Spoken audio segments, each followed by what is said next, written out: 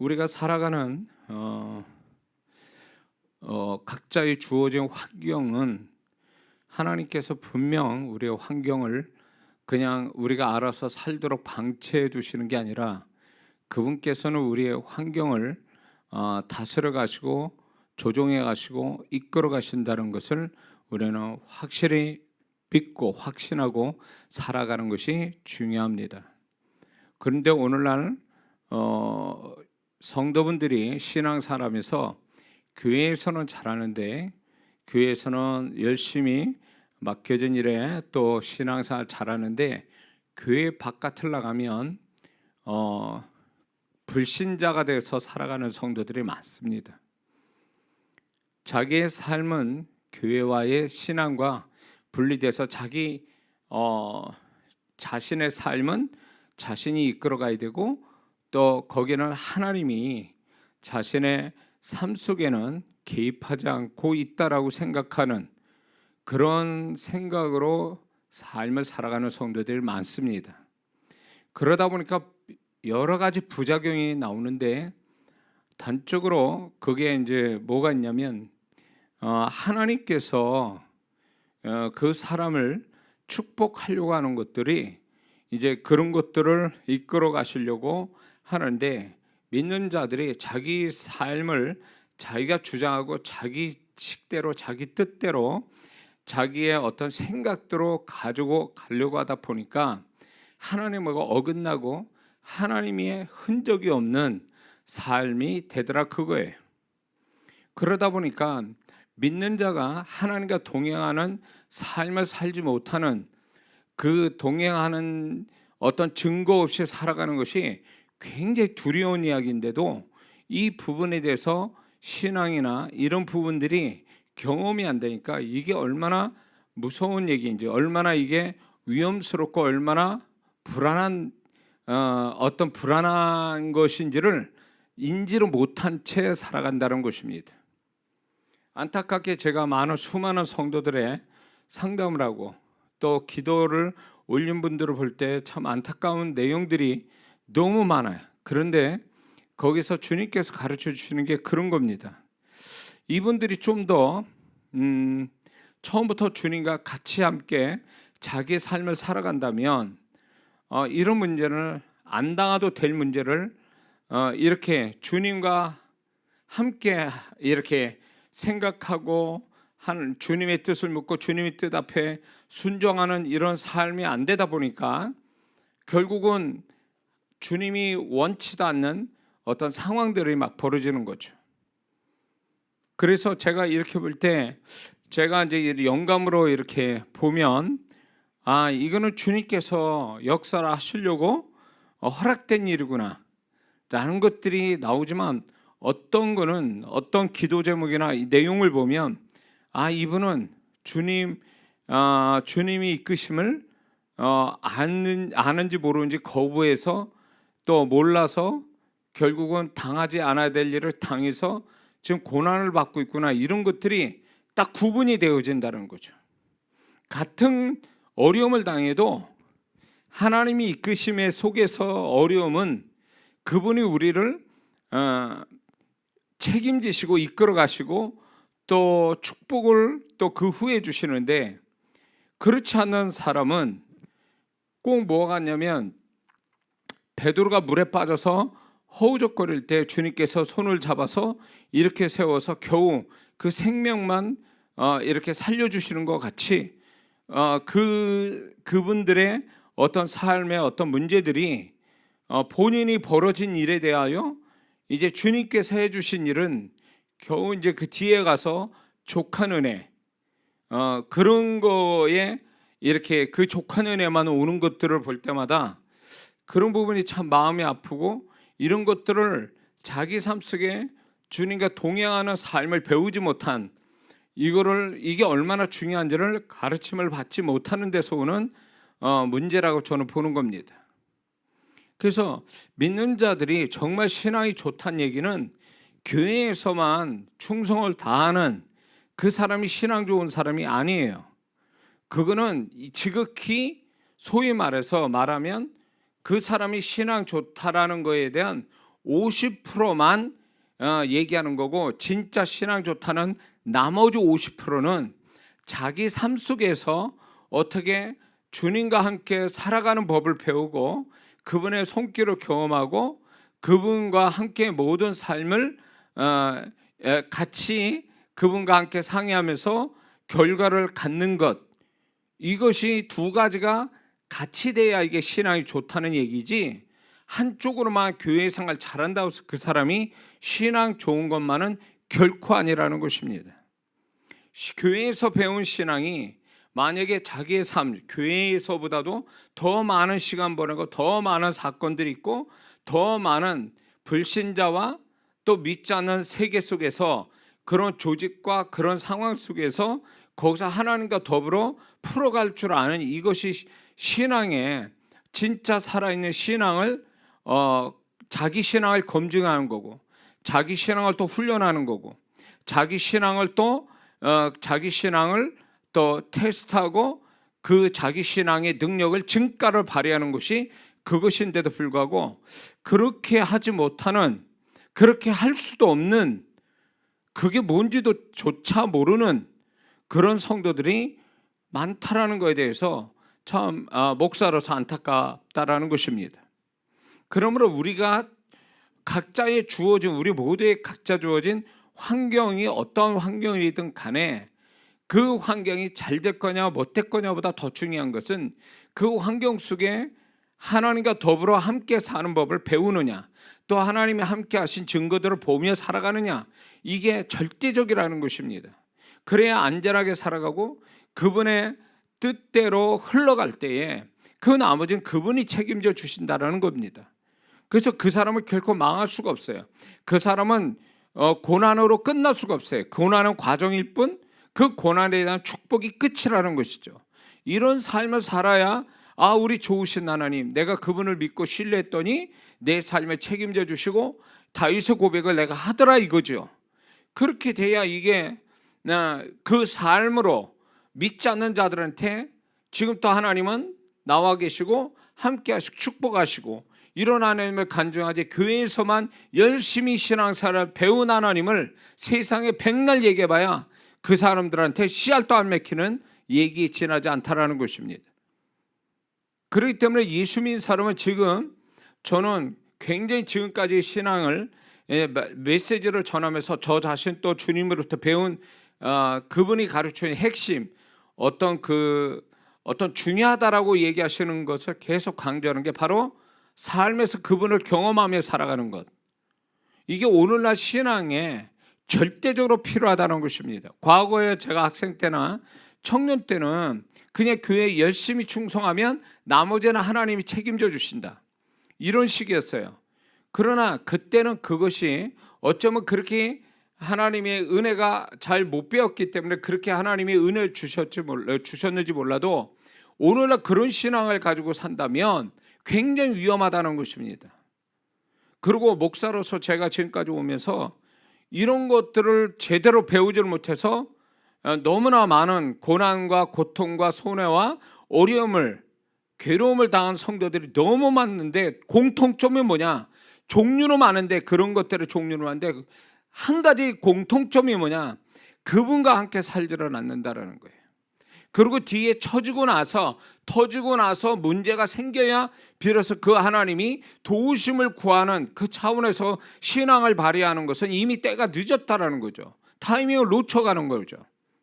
시작부터 시작해야 되는데 시작부터 그분과 시작하고 과정에 그분이 함께 하신 증거들을 보면서 그분이 주시는 결말을 보며 살아가는 게 신앙인데, 믿는 자들이 처음과 과정은 주님과 함께 하지 않고 마지막에 결론에 와서 자기 식대로 안 나오면 그때 가서 그때 하나님을 찾는, 또 자기 식대로 결론이 나와버리면 하나님 또 없어요.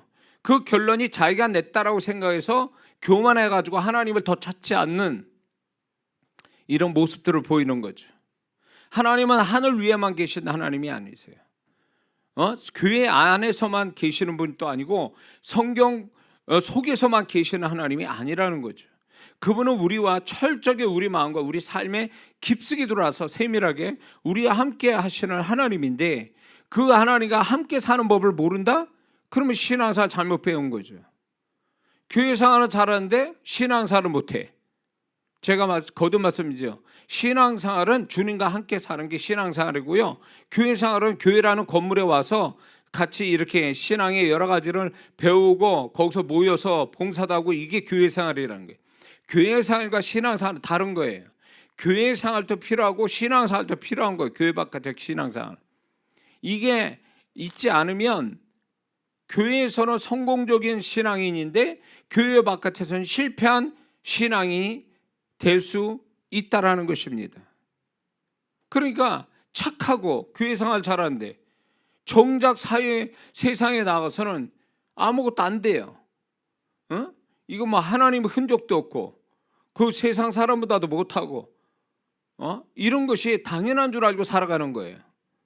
그거는 결코 아니죠. 그러므로 우리가 2022년에는 자기의 주어진 삶 속에 좋든 나쁘든 그 속에 그분이 계셔서 그분과 함께 살아가는 것이 그게 결국 우리의 신앙의 참 모습이고, 그렇게 살아가기를 그분 또 원하시고, 그게 우리가 정말로 이게 살아갈 어떤 이유가 있다면 그분을 경험하기 위해서 살아간다는 것입니다. 천국이야 뭐 그분은 뭐 24시간 거기에는 뭐 1초도 없이 충만한, 그분으로 충만한 세계에 사는 거니까 그럴 필요 없는데, 이 땅에서는 우리가 의지적으로 관심을 가지고 집중해서 그분을 경험하지 않으면 안 된다라는 거예요. 그분을 찾고 그분을 경험하는, 교회에서야 그건 자동으로 되지만 교회 바깥에서는 그게 자동으로 되는 게 아니거든요. 그러니까 교회 바깥에서 우리가 속지 말아야 돼요. 보여지는 어떤 세상, 내가 눈으로 보여지는 세상, 어떤 상황, 어떤 사건, 이런 것들로 인해서 내 판단이 기준이 되고 그거에 집중하다 보니까 정말 그런 것 속에 같이 계신 하나님을 잊어버리고 살아가는, 이것이 오늘날 성도들의 모습이에요. 그러니까 우리가 아무리 고난과 어려움과 고통이 있다 할지라도 우리는 그것만 얘기해서는 안 된다는 거예요.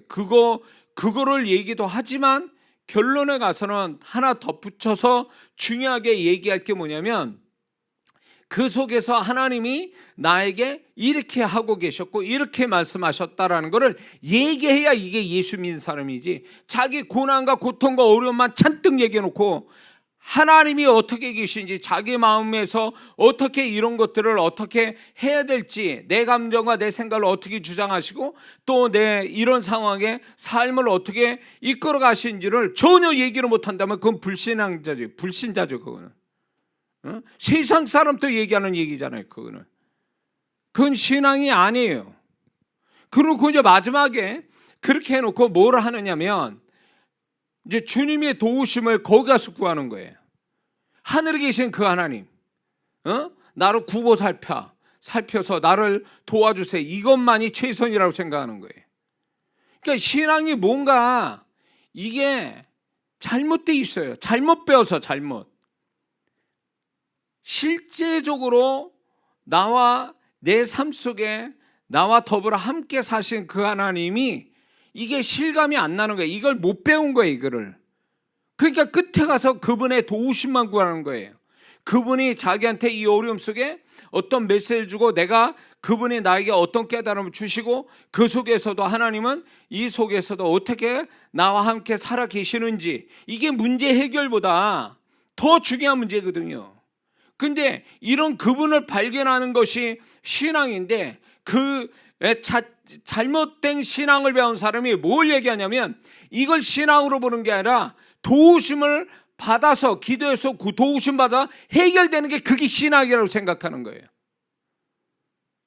그건 최종적인 아주 지극히 우리의 삶 속에 지극히 일부분의 신앙의 모습이지 그게 전체를 얘기하는 건 아니거든요. 응? 신앙을 잘못 배운 거죠. 의도적으로 그렇게 할 수는 없어요. 못 배우니까 그렇게 하는 거예요. 그게 최선이라고 생각하니까. 하나님이 바라보실 때 최선, 희한하다. 이 지금 영상으로 참여하는 분들이 지금 이 메시지가 들어야 할 사람들이 지금 들어온 것 같아요. 새로운 사람들이. 저한테 계속 메시지 듣고 은혜 받으신 분들은 이 제가 설교하는 이 설교를요 늘 들었으니까 아주 귀에 못이 박히고 딱 그게 체질화돼서 그렇게 되어가는데, 이 신앙이 뭔지 모르게 이렇게 이렇게 뭔가 중요한 부분을 배워야 될 성도들이 아마 들어와서 그런 것 같아요. 그 성도를 위해서 얘기하시는 것 같아요.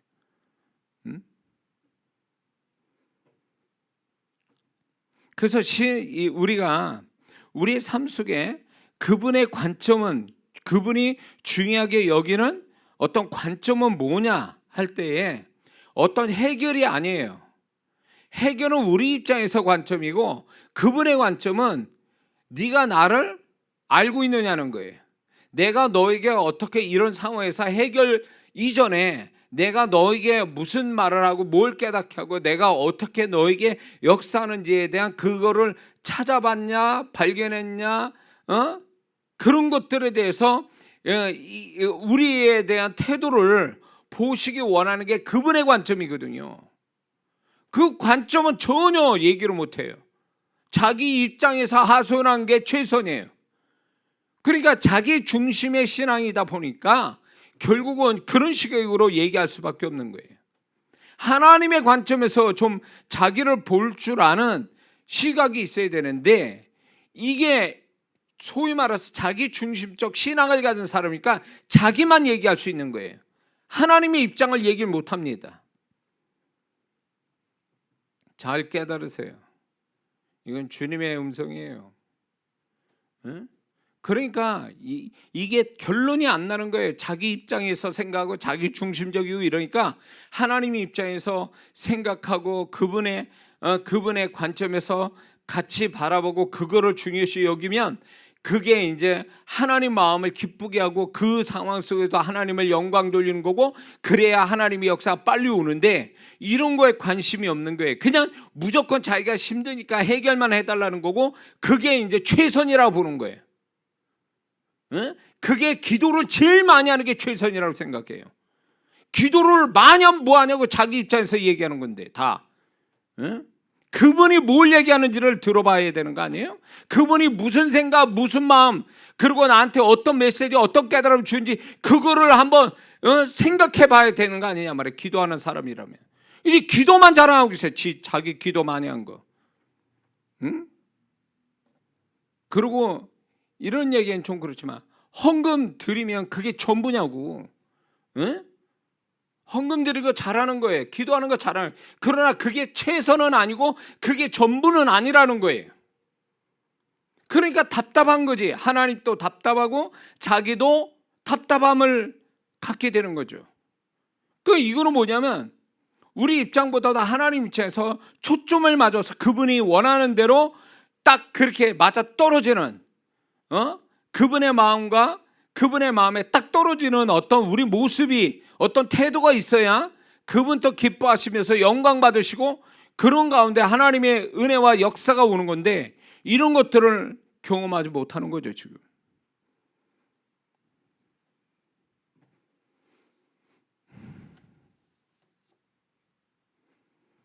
만약에 그분이 응답 주신 거 이전에 제가 말씀드린 이런 부분을 더 중요하게 여긴다면 그 사람은 응답받아서 문제 해결되면 절대 변질되지 않아요. 이런 사람은요. 그런데 응답받고 변질되는 사람이 누군지 아세요? 응답받고 딴짓거리 하는 사람들이 다 이런 식이에요. 자기 입장에서 자기 중심으로 하는 사람들이 다. 그래서 하나님이 어쩌지 해서 해결해 주시면 그것을 정말 하나님 기뻐하는 대로 이렇게 가는 게 아니라 이제 자기가 응답받았으니까 이제 주님을 향한 어떤 그분이 원하는 태도를 가지지 않는다라는 게 문제인 거예요. 응답받고 하나님이 원하는 태도를 가지지 않으면 그 사람 스스로가 나를 위한 신앙, 하나님은 나를 위한 어떤 보조자, 서포터, 도우미로만 생각하는 거죠. 왜? 내가 주인공이고 내가 내 중심으로 살아가고 나를 위해서 그분이 계시는 거니까. 이런 식으로 생각하는 거죠. 그거는 그렇게 생각 안 해도 그 사람의 어떤 그 행동이 태도가 그걸 얘기해 주고 있는 거예요. 정말 어렵고 힘든 가운데서 그분이 정말 나를 정말 그분을 경험하고 그분이 깨달은 걸 얘기하고 그렇게 했다면 그 사람이 응답을 받아도 절대로 그분과의 관계가 틀어지거나 멀어지거나 변질되지는 않아요. 그 사람 마음에 변질되지는 않는다는 거죠. 그러므로 주님 앞에 우리가 환경을 통해서 주어진 환경이 어떻든 간에 그 환경을 통해서 하나님이 나를 다시 한번 테스트하고 그분이 볼 때 정말 믿을 만한 성도냐 내가 그거를 보고 계신다는 걸 잊지 말아야 됩니다. 두 가지 측면에 우리는 두 가지 환경에 처할 수 있어요. 뭐냐면 좋은 환경, 나쁜 환경. 두 가지 환경에 처해질 때 그분이 나를 테스트하고 내가 어떤 태도로 보이는지 보고 계신다는 걸 생각해야 돼요. 좋은 환경에서도 얼마든지 변질될 수 있어요. 나쁜 환경에서만 사람이 다 잘못되는 게 아니거든요. 사실은 성경에도 많이 나오잖아요. 그렇기 때문에 내가 좋은 환경에 있으면 하나님 더 잘 섬길 수 있다? 그럴 수만 있다면 그 사람은 정말 주님과의 관계가 변함이 없는 사람이에요. 근데 좋은 환경이든 나쁜 환경이든 뭔가 그 환경 자체가 자기에게 주어진 환경 자체가 그 사람 마음을 변질시키고 그분과의 관계가 좀 틀어지고 멀어진다면 이 사람은 신앙생활 잘못한 거죠.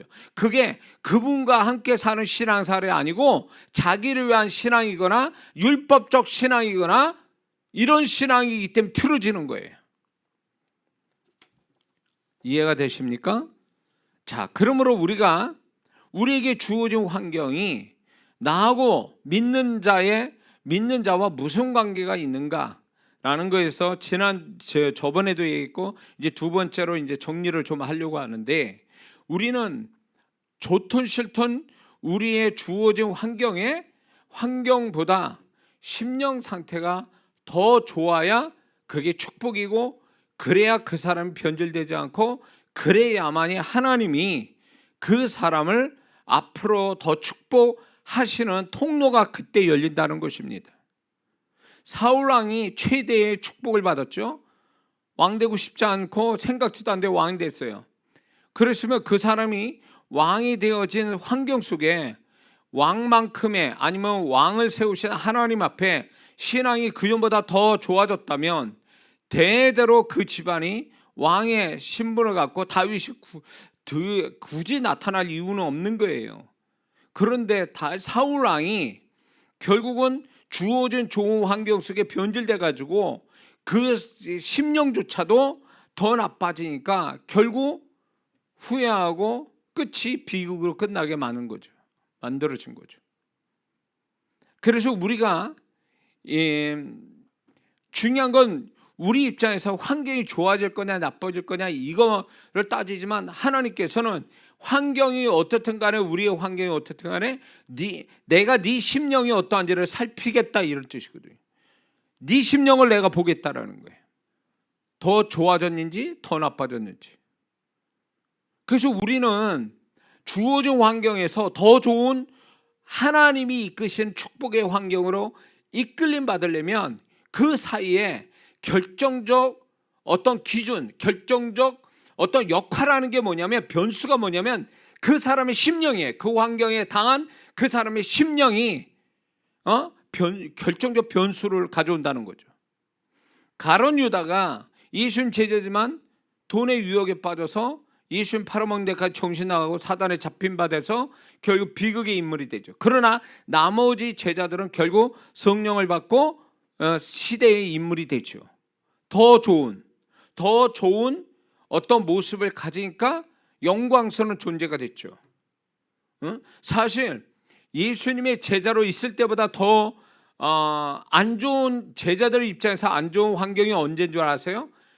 이제 주님이 승천하시고 나서 120명 성도가 마가의 다락방에 있었을 때 더 그들에게는 안 좋은 환경이에요. 왜냐하면 그때 당시에 그들은 사회적으로 이미 이미 그 도외시된 사람들이에요. 어떻게 보면 나사렛 이단에 속한 자들로서 신도들로서 얼마든지 잡혀서 죽을 수도 있는 아주 불안한 상황에 그들의 극도의 불안한 상황, 가족과 종교적으로 사회적으로 다 이렇게 열애된 사람들이기 때문에 굉장히 장래가 불투명하니 이런 환경이야 가장 최악의 상황이죠.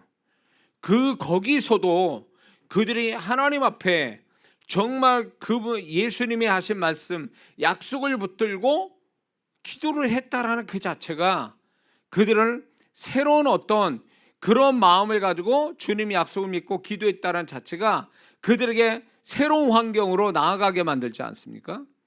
그러니까 우리가 가지고 있는 환경이 결국 그 다음 환경이 어떤 환경이 올 거냐의 결정적인 것은 환경이 만들어 주는 게 아니라 그 사람의 심령 상태에서 그게 결정이 난다는 것입니다.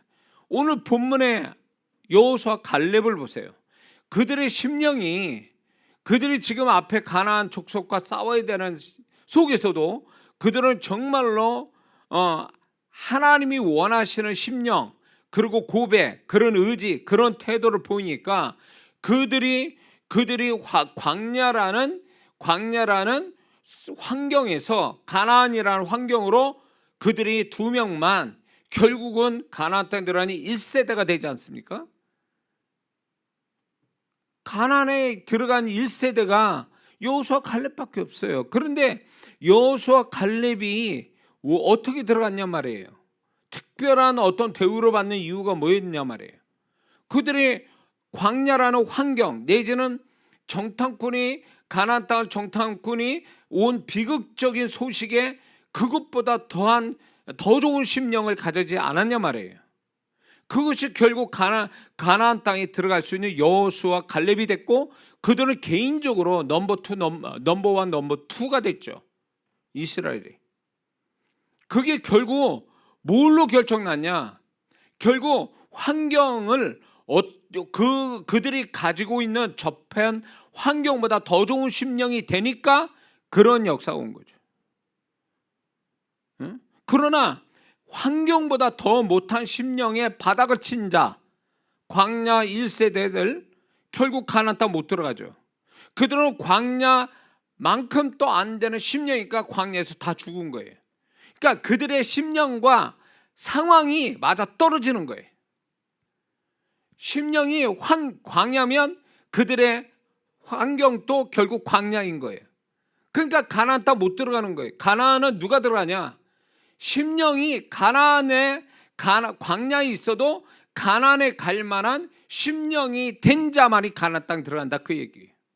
그러니까 환경을 만드는 게 아니라 환경이 그 사람 심령이 새로운 환경을 만들어냈다 그 얘기예요.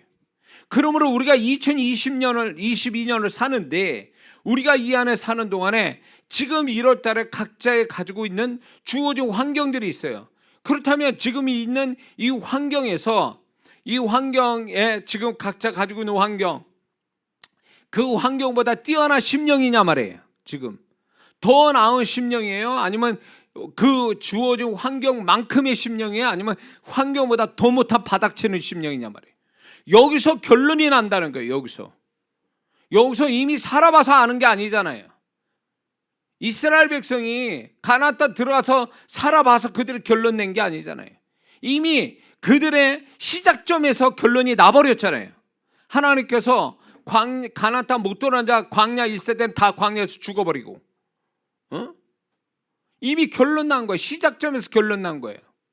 시작점에서 우리가 이 12월까지 이 2022년 한 해를 살 건데 이 한 해에서 정말로 우리가 새로운 환경, 축복된 환경을 우리가 정말 만나려면 지금 주어진 환경, 1월 달에 주어진 환경에서 나의 심령 상태는 어떠한가를 봐야 돼요. 환경과 비교해 볼 때 내가 더 높은, 더 좋은 심령이냐? 같은 어떤 심령이냐? 아니면 바닥친 심령이냐? 환경보다 못한 심령이냐? 이것 따라서 이미 그 사람은 이 안에 살아가는 환경이 어떤 환경이 올지 이미 결정난다, 그 얘기예요. 환경보다 더 좋은 심령이면 주님의 은혜가 있고 주님의 축복이 있지만, 환경보다 못한 심령을 가졌다면 이제 사단이 기다리고 있겠죠. 우리가 여기서 중요한 우리의 본이 되시는 예수님 보세요. 예수님은 나사렛 동네에서 가난한 목수로 가장으로서의 삶을 살았어요. 그때 당시 예수님, 그 당시에는 요새 아버지는 없었다고 다들 이야기합니다, 성경학자들이. 그러니까 가장으로서 어머니를 모시고 자기 동생, 예수님은 적어도 6명의 동생을 보살펴야 되는 그 속에서 나사렛 동네가 결국은요, 선한 것이 나사렛에 있겠냐라고 한 만큼의 나사렛 동네가 별로 좋은 동네가 아니에요. 그 속에서 가난한 목수로서 살아간다는 건 아주 굉장히 열악한 환경에 살았다는 얘기예요. 열악한 환경에 있어도 예수님이 그 심령이 그 환경에 젖어 있지 아니하시고 오히려 메시아로서의 준비된 심령을 가지고 사셨다라는 것을 예수님이 침례 요한에게 침례를 받으시고 올라오시면서 성령이 임하시는, 그래서 메시아로서의 시작되는 그 모습을 볼 때에 예수님이 30세까지 그 열악한 환경에서, 열악한 가정 속에서 얼마나 예수님이 그 심령을 지켰는가를 알 수가 있어요. 우리는 이렇게 생각하죠. 하나님의 아들이니까 충분히 그럴 수 있는 거 아니냐 할 때, 예수님은 죄 없으신 것 빼놓고는 그분은 정말로 우리와 똑같다라고 그랬어요. 그래서 그분이 우리의 질고를 안다고 그랬어요. 그분도 고난을 받은 사람, 찢어진 가난과 고통을 아는 분이었단 말이에요. 그 나사렛 동네에 사시면서. 그럼에도 불구하고 예수님께서는 그 환경보다 더 메시아로서의 그 심령을 유지하고 계셨다라는 거죠. 이게 우리한테 굉장히 중요한, 예수님을 본받아야 되는, 예수님을 따라가야 되는 삶에 뭐가 있냐면 이런 거예요. 아무리 우리가 열악한 환경이라도 예수님은 그 속에서 모든 걸 극복하고 메시아의 자신의 정체성대로 그 예수님은 그 삶을 시작하셨다라는 거죠. 그렇게 사셨다는 거예요. 그렇게 살 수 있게 되어졌다라는 거죠. 그러면 우리도 예수님을 정말 닮는다면 어떤 환경이 있든 간에 환경 탓할 게 아니라 중요한 거는 내가 그 환경에 젖어서 내가 부정적 심령이 다운되는 자기 자신을 탓해야 된다는 거예요. 자기 심령을 돌아봐야 된다는 거예요. 정말 그게 예수님을 따라가는 자의 모습이지, 자기 환경에 따라서 심령이 왔다 갔다 하고 결국 좋은 환경이 있으면 좋은 환경대로 변질돼 버리고, 나쁜 환경이 있으면 더 최악으로 심령이 낮아빠지고, 이런 속에서는 하나님이 그 사람에게 새로운 환경으로 이끌어갈 수가 없다라는 것입니다. 그런 심령에서는 결국 만나는 환경은 자기가 지금 가정 환경보다 더 나쁜 환경을 만나지 더 좋은 환경을 만날 수는 없다라는 것입니다. 군대 간 친구들이 탈영하는 친구들이 있어요. 탈영하는 이유는 많아요. 그러나 그 친구는 공통점이 뭐냐? 군대 생활을 이렇게 적응을 못한 군인 정신이 희박한 자의 모습이라는 거죠. 이유야 많겠죠. 탈영하는 이유가. 근데 나머지는 다른 사람들 거의 다 군대 생활도 잘 견디고 다 감당이 되는데 왜 감당을 못하냐? 그거는 어떤 이유 때문이 아니에요. 군대 생활이 뭐 죽는 사람 죽어나가는 환경도 아닌데 그걸 감당 못하는 건 군인 정신이 빠져버린 거죠. 군인 정신이 투철해야 군대 생활도 감당이 되는 거거든요. 특수부대에 있는 특수부대에서 군대 생활하는 그 친구들은 거기에 맞는 군인 정신이 있으니까 감당이 되는 거예요. 만약에 그런 특수부대 군대 생활을 감당하지 못하는 만약에 심령 상태면 탈영하지요. 그만둔다고 나가지요.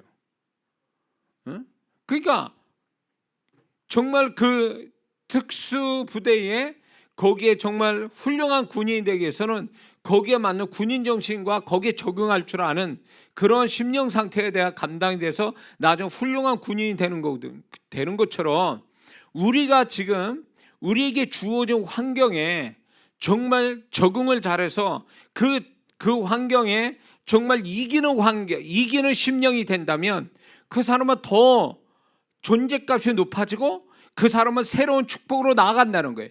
여호수아 갈렙같이 새로운 더 좋은 환경으로 가고 존재값이 높아져서 그 존재값에 맞는 이 위치와 역할을 갖게 된다는 거죠. 하나님은 우리에게 그걸 얘기하시는 거예요.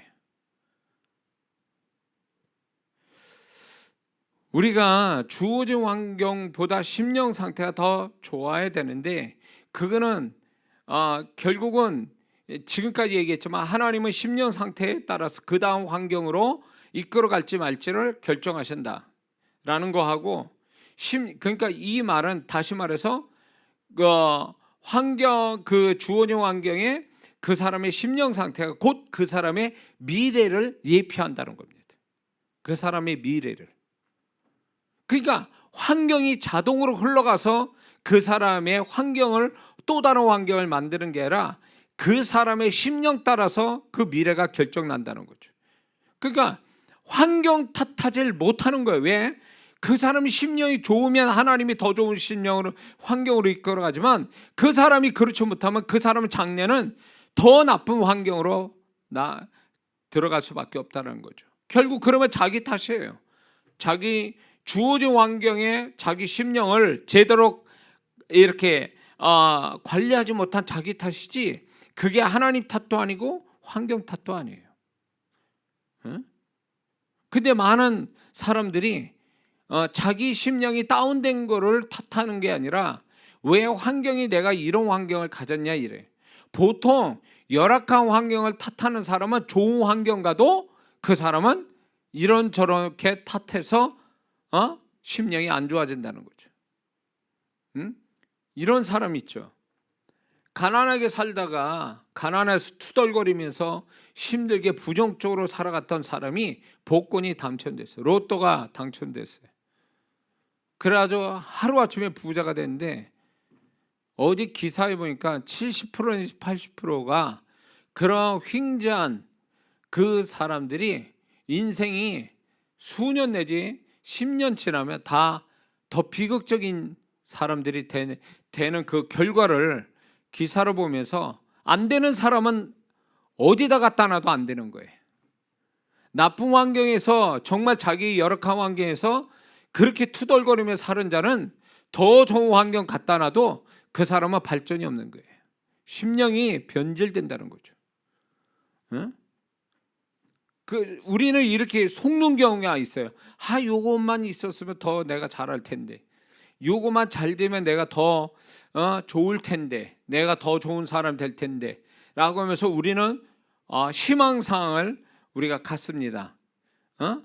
이렇게 됐으면 이렇게 될 건데 그거는 자기 자신을 향한 거짓말을 자기 스스로 하는 거예요. 자기 스스로를 속이는 거예요. 그거는 제 경험을 봐도 저도 그런 때가 있었어요.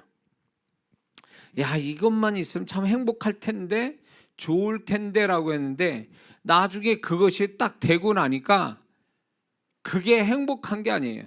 더 좋아진 게 아니에요. 내가 딱 그것이 되는 그 순간에 잠깐 순간적으로 만족하고 기쁠 뿐 나머지는 그저 그래. 그러면서 또 다른 어떤 희망상을 가지고 또 그것 때문에 오늘을 아쉬워하며 살아가요. 끝이 없어. 인간의 욕심이 자기의 어떤 자기 스스로의 속임, 자기 스스로를 속여가며 살아가는 거예요. 그러니까 자기의 주어진 지금 환경에 만족하고 감사하지 못한 자는요, 더 좋은 환경 가도 절대로 그 사람 만족하고 감사하지 않아요. 왜? 인간의 타락한 죄성이 플러스 자신의 욕망이 그리고 플러스 자신의 희망사항 때문에 그것이 뒤범벅돼 가지고 절대로 행복하지 않고 절대로 그 심령이 나아지진 않아요. 근데 그거는 자기를 속여요. 나는 그때 되면 더 잘할 것 같아. 잘하긴 뭘 잘해? 응? 그런 사람은 얼마나 될까요? 자기 스스로 속이는 거예요. 그래서 심령 상태가 환경보다 나쁘면, 낮아지면 그건 본전이 아니라 손해와 고통과 후회를 안게 된다는 거죠. 반면에 심령 상태가 환경보다 좋으면, 높아지면 여호와 일을 경험하고 축복하시는 하나님을 경험하고 축복의 현실을 보게 된다는 거죠. 오늘 이렇게 여호수아 갈렙처럼. 요셉을 보세요. 요셉이 노예로 있을 때, 그가 아버지 집에서도 아나무인격으로 사는 자가 노예로 있을 때 그는 사람이 달라지잖아요. 그 노예에 맞는 자기 심령, 자기 모습을 가질 때 거기서 하나님이 역사하잖아요.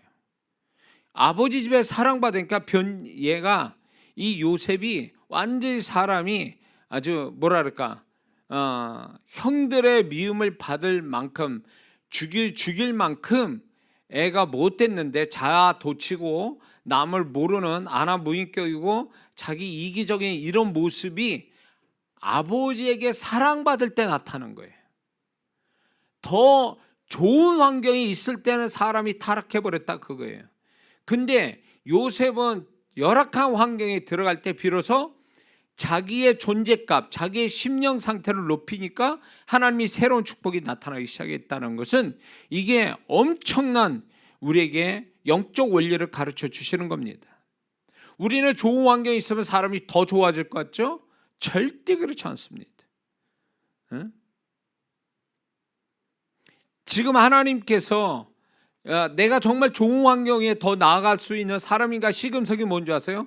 지금 내가 주어진 환경에 나는 얼마만큼 감사하는지, 얼마나 만족하는지, 내가 지금 주어진 환경에 긍정적으로 수용이 되는지.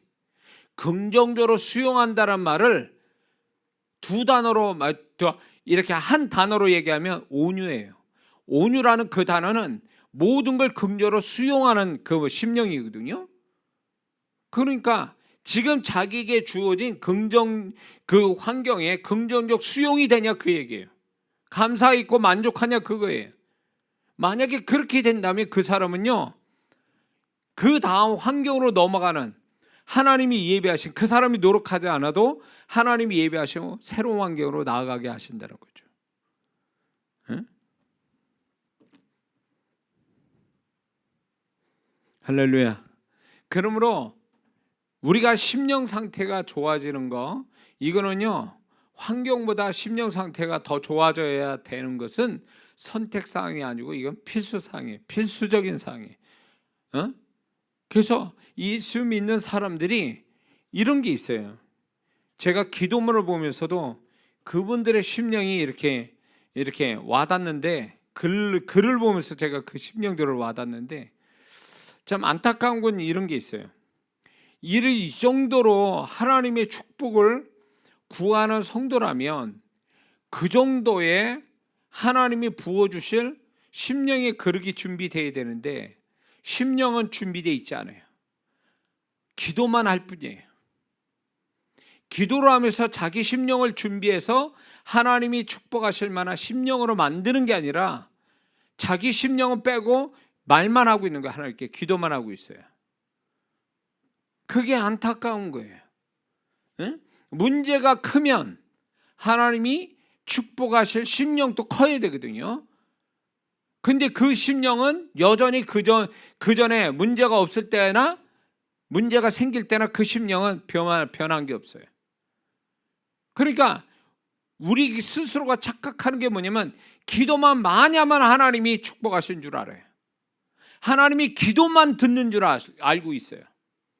하나님이 기도와 나의 기도하는 나의 심령도 같이 보고 계신다, 듣고 계시고 보고 계신다는 것을 모르는 성도들이 많아요. 기도 소리만 들으시느냐? 아니죠. 기도하는 자의 심령도 보신다는 거 몰라요? 보신다는 단어가 얼마나 많이 나요, 성경에. 하나님이 보신다는 단어가, 보다라는 단어가. 근데 우리는 하나님이 보신다는 것보다도 하나님이 들으신다에 더 초점을 두고 있는 거예요, 신앙이. 그러니까 하나님이 나의 태도, 나의 심령을 보시는 거에 대해서 이거를 중요하게 여기지 않아요. 이거를 무시하고 막 말하는 데만 열심히 하는 사람이 있어요. 기도 기술자들, 기도를 굉장히 많이 하면 다 된 줄 알아요. 응? 그러면서 기도를 그런 분이 없기를 바라고 얘기합니다. 기도를 많이 하는데 기도 많이 한 사람이 성도와 좋은 사이가 안 되고 교회의 문제거리가 된다면 그 사람은 기도 기술자예요. 기도를 통해서 주님 만나서 자기 심령이 기도만큼 심령이 준비된 자가 아니라는 얘기예요. 그렇게 되면 어떻게 될까요? 기도 양이 많다는 것만이 하나님이 우선으로 여겨주신다면 지금 기도 많이 안 한 사람은 완전히 열애되는 거죠. 그러나 정말 그럴까요? 응? 정말 그러냐고. 성경을 보세요. 복음서에 보고 하나님이 기도 굉장히 많은 사람만 우선으로 두고 역사하셨냐 말이에요. 그 주님을 만날 만한 심령 상태가 좋으면 한마디에도 역사하시잖아요, 그분이. 그러니까 그분은 소리만 듣는 게 아니라 보고도 계신다라는 거예요. 보고 듣고 하신다라는 거예요. 근데 오늘날 많은 성도들이 이거를 착각하고 있어요. 하나님은 안 보시고 듣기만 하신다는 생각 갖고 있어요. 그러니까 기도하는 사람이 기도 많이 했으면 기도 안 한 사람보다 더 좋은 심령을 가지고 신앙생활하고 삶을 살아야 되는데 기도를 많이 한다는 사람이 심령이 더 안 좋아. 그러면 그게 무슨 하나님께 무슨 축복이 되겠습니까? 심령 상태가 좋지 않다는 증거. 원망, 불편, 두려움, 게으름, 탓, 변명, 핑계. 이거는 주어진 환경보다 낮은 심령인 것을 스스로 증명하는 것입니다. 이건 굉장히 위험합니다. 심령이 다운되면 사단에게 가깝고 심령이 환경보다 높으면 하나님의 역사에 가까워요. 그리고 존재 가치가 떨어지면, 존재값이 떨어지면 환경을 주도할 능력이 사라져요. 존재값이 높은 사람은 환경을 다스릴 권세를 주어주신다는 거예요. 근데 존재값이 떨어지면 환경을 다스릴 권세는 없고 환경에 끌려갈 확률이 높다는 거죠.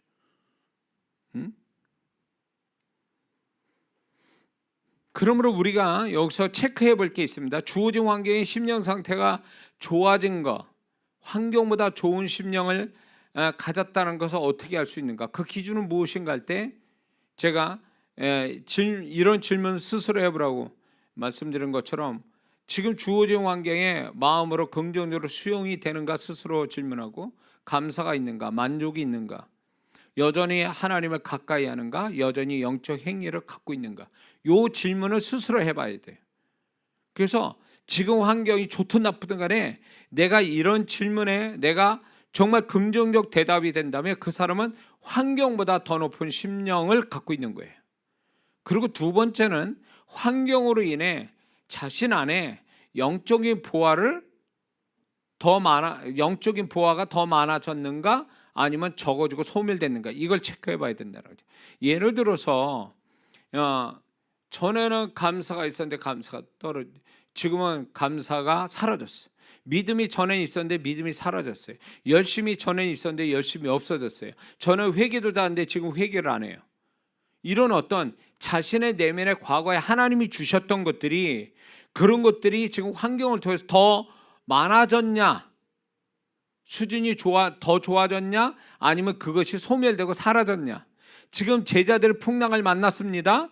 풍랑을 만났을 때에 제자들이 처음에는 예수님의 그 말씀과 예수님의 존재 때문에 믿음이 100%였어요. 충만했어요. 그러나 중간에 광풍을 만나면서 그들의 믿음이 적어졌죠. 그러니까 예수님께서 풍랑을 잔잔케 하면서 야단을 치시죠.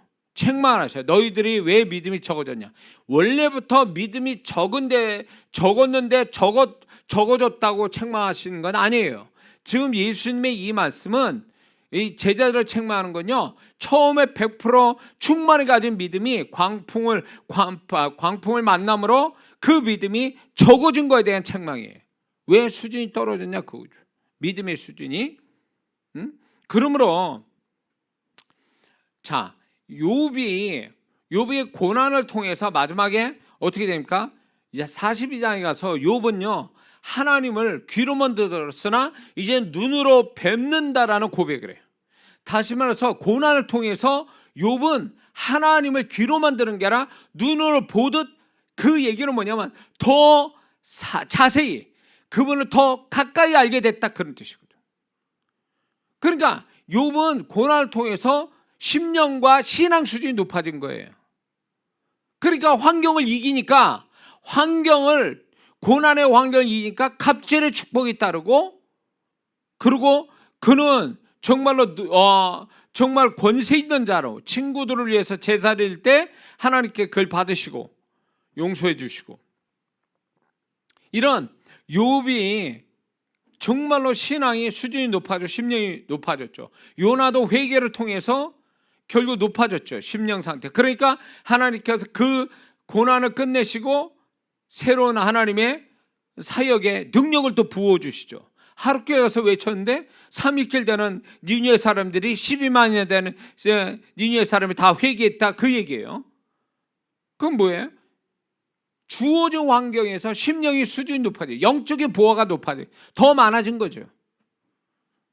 응? 요셉도 그런 거죠. 요셉도 하나님과 함께함이, 이런 어떤 그 함께할 만한 심령, 함께할 만한 신앙, 이것이 아버지 집에 있을 때보다도 수준이 높아지니까 결국 하나님께서 그 새로운 환경, 새로운 존재값에 맞는 또 축복을 주시죠. 이게 이제 내가 심령 상태가 환경보다 좋아졌는지 안 좋아졌는지를 체크해보는 두 번째고요.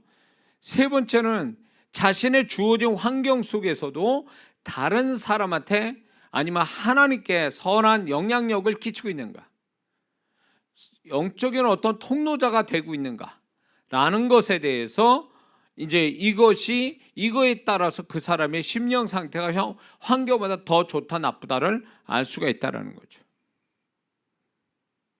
우리가 어려운 가운데서도 하나님이 나를 참 환경 가운데 비참하게 만드는 경우도 있어요. 우리 마음이 비참해질 수도 있어요. 환경 때문에, 열악한 환경 때문에. 그래서 환경으로 인해서 우리가 비참해지는 어떤 상황을 만날 수 있어요, 우리 자신이. 그러나 하나님은 내가 아무것도 아닌 사람처럼 낮추어도 그분이 그 속에서도 나를 통해서 영광을 받으시기 위해서 어떤 영적 통로자 역할을 그 속에서도 하게 하신다라는 거예요. 열등감 가져서 나는 죽을 사람이야, 난 아무것도, 이러니까 그게 문제인 거지, 하나님이 내 환경을 열악하게 만들어서 내가 찌그러지는, 또 이렇게 바닥을 기는 사람이 돼도 하나님의 그 속에서도 나라는 존재를 누군가에게, 하나님에게, 누군가에게 영적인 통로자가 되도록 하나님이 이끄신다는 거예요. 응? 나도 죽겠는데 누군가가 나보다 더 죽겠는 사람을 붙여서 위로해주고 격려해주고, 이런 거예요. 나는 아무것도 가진 게 없는데 나보다 힘든 사람에게 뭔가 또 주라고 하는, 이게 결국 뭐냐면 내가 주어진 환경에, 열악한 환경에 내가 바닥을 쳐도 하나님은 누군가에 도움 주고 영향을 줄 수 있는 그 역할을 하도록 이끄신다는 거예요. 그거를 감당하면 그게 그 심령이, 그렇게 하면 그 심령이 환경보다 수준이 높다는 거고, 그 사람은 조만간 새로운 환경으로 이끌림 받는다는 증거예요. 그러므로 우리가 주어진 환경보다 더 나은 존재, 더 나은 심령 상태가 되려면 첫 번째, 이유야 어찌 되었든 간에 먼저 내적인 상태가 나빠진, 자기 마음의 상태가 나빠지는 것, 수준이 떨어지는 것들과 싸워야 된다는 것입니다. 수준이 떨어지는 것들. 그러니까 우리가 열악한 환경을 가는데 심령마저도 바닥을 치게 만드는 것들을 우리는 위험스럽게 생각하고 그런 거를 없애버려야 돼요. 예를 들어서 이렇게 환경이 안 좋아지면 심령이 열등감이 생기죠. 분노도, 원망도, 좌절감도, 실망감도, 슬픔도, 괴로움도, 고통도 다 이 심령이 오죠. 그러니까 이런 것들이 들어와서 오랫동안 머물면 내 심령 상태 수준이 떨어지죠. 환경만큼 되든가 환경보다 더 나쁜 환경이 되죠. 심령이 되죠. 그러면 이제 끝나는 거예요. 그렇게 되면 그 다음 좋은 환경으로 이끌림받기 어렵다. 그래서 우리는 내 주어진 환경보다 더 좋은 심령 상태가 되려면 그런 심령을 끌어내서 바닥치게 만드는 것들과 싸워야 된다는 거죠. 그런 것들부터 소멸시켜야 돼요. 그리고 두 번째, 심령 상태를 수준을 높여야 되는데 이거는 영적인 작업을 통해서, 영적 행위를 통해서 자기 심령의 수준을 높여서 존재값을 높여야 됩니다. 예배, 기도, 찬양, 봉사, 전도 뭐 이런 여러 가지 영적인 걸로 해서 자기 존재값을 높여야 돼요. 그렇지 않으면 자기 이렇게 첫 번째 그 바닥을 치게 만드는 걸 소멸시키고, 두 번째 자기 존재값을 높이기 위한 이렇게 더 열심을 내야 되는 거죠. 지금 내 환경이 나를 자꾸 이렇게 바닥치게 만들어요. 그럴수록 예배드려, 그럴수록 기도, 그럴수록 봉사하고, 그럴수록 말씀 보고, 이렇게 해서 자기 심령 존재값을 끌어올려야 돼요. 근데 그게 아니라 그냥 될 대로 되라는 식으로 자기 심령을 그렇게 방치해두면 나중에 심령 상태 수준이 떨어져서 하나님이 그 다음 환경이 주시는 은혜와 축복을 인도받지 못한다는 거죠. 이런 게 있습니다. 이제 낮은 지대에 있을 때는 벌레나 곤충들로 인해서 이렇게 많은 그 탐험하거나 이제 그런 어떤 정글이나 이런 속에서 이제 오직 탐험하는 사람들이 이제 그런 데서 벗어나려면 무조건 위로 올라가라는 거죠. 위로. 더 높은 곳으로. 그러면 그런 곳으로부터의 이제 방해를 받지 않는, 그런 고통을 받지 않는다는 거죠. 위로 올라갈수록. 기온이 올라가고 기압이 올라가면 자연히 해로운 것들이 이제 공격을 못하는 그런 거와 똑같이 우리가 우리의 환경을 바닥치게 하더라도 우리의 심령은 어떻게든 끌어올려야 돼. 이건 누가 해주는 게 아니에요. 내가 해야지. 백날 옆 사람이 뭐라고 권면해줘도 그런 거 안 들으면 결국 끝나는 거예요. 자기 심령 자기가 이렇게 세울 줄 모르면 그 사람은 평생 가도 자기를 정말로 사랑하고 자기를 위하는 것을 알지 못한 사람이에요. 그런 사람들은요. 남들이 다 나를 욕하고 다 나를 비난해도 내가 나를 사랑하고 나를 이렇게 세우고 격려해주고 나를 정말로 이렇게 존중하는 마음이 있다면 다 극복이 되는 거예요.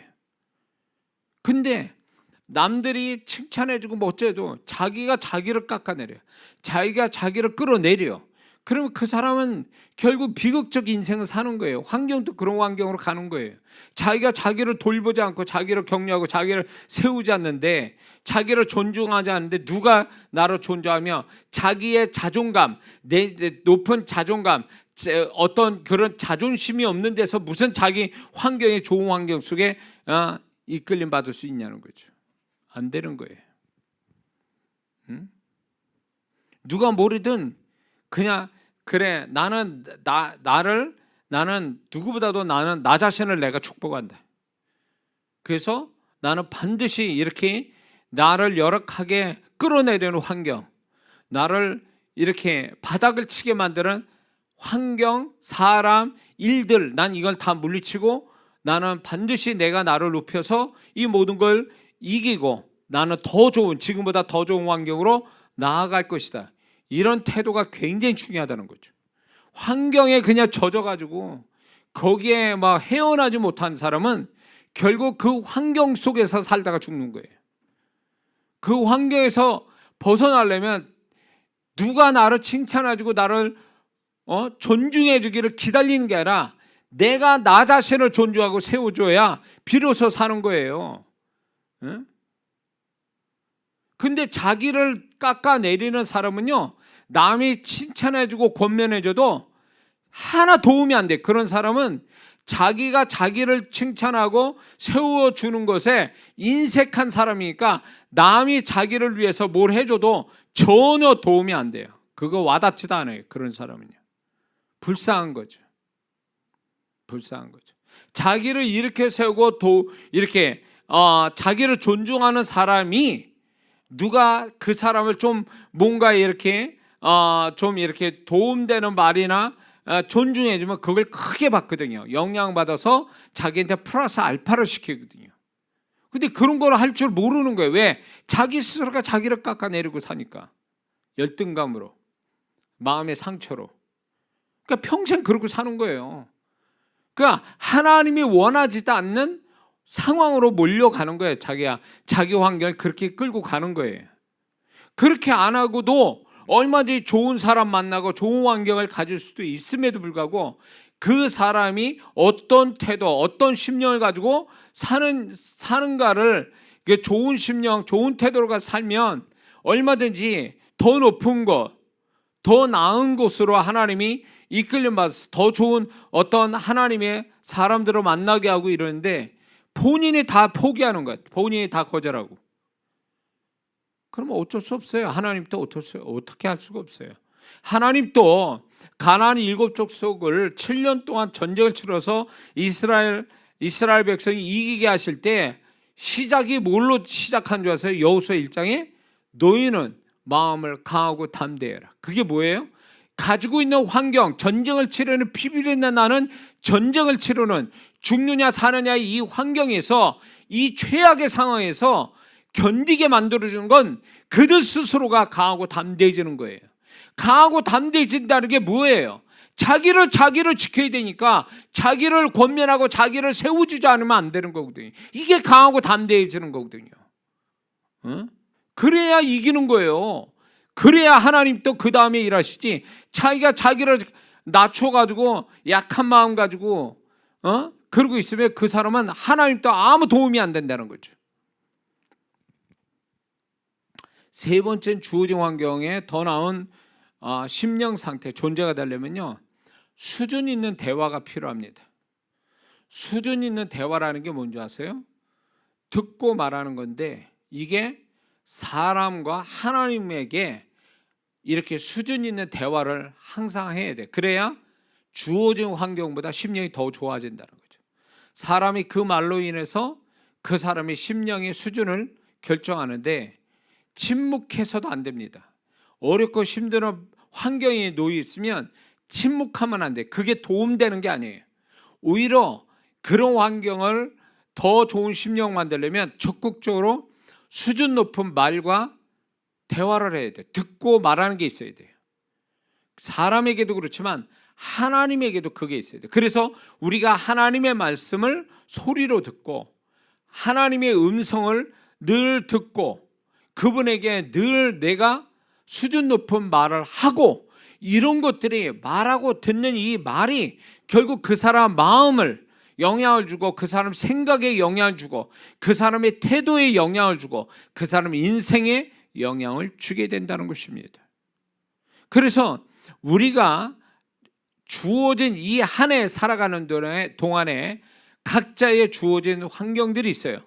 옆에 어떤 사람이 어떤 환경에 있든 그거 신경 쓰지 말고 비교하지 말고 자기에게 주어진 환경에 내가 그 환경보다 더 좋은 심령 갖기를 힘써야 돼요. 그러면 내가 더 좋은 환경으로 가면 또 그 더 좋은 환경 속에서 더 좋은 심령 갖게 되면 또 선한 영향력을 끼쳐서 누군가에 또 도움을 줄 수 있는 사람이 될 수 있거든요.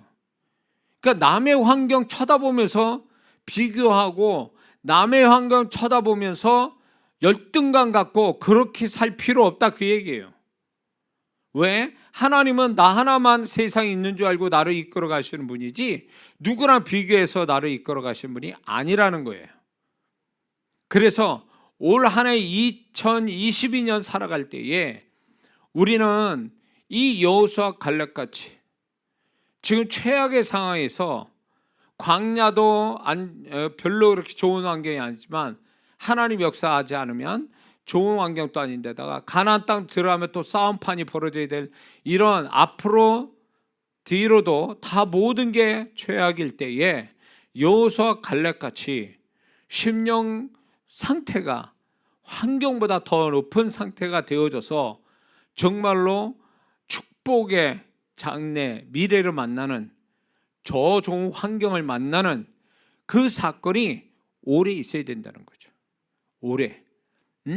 그래서 1월 달 여러분들이 지금 어떤 환경을 가졌다 할지라도 지금 그 환경에서 계속 살 건 아니니까 더 좋은 환경으로 하나님이 이끌어 가실 때 변수는 뭐냐? 그 사람 심령 상태라는 거예요. 나의 존재와 내가 가지고 있는 환경은 나의 존재와 관계되어 있는 거예요. 지금 내가 주어진 환경은 나의 심령 상태하고 관계가 있는 거예요.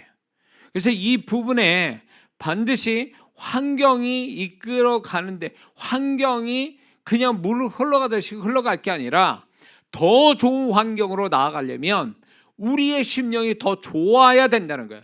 더 좋은 심령을 가지면 반드시 이 여호수아 갈렙같이 요셉처럼 하나님이 더 좋은 환경으로 걸맞는 거기에 심령에 맞는 환경으로 이끌어 가신다는 거 잊지 말고 이 한 해는 어느 해보다도 더 수준 높은 심령의 수준을 가지고 삶으로 인해서 어느 해보다도 더 높은 차원의 환경을 경험하는 그런 우리 모두가 되어야 될 줄 믿습니다. 기도하겠습니다.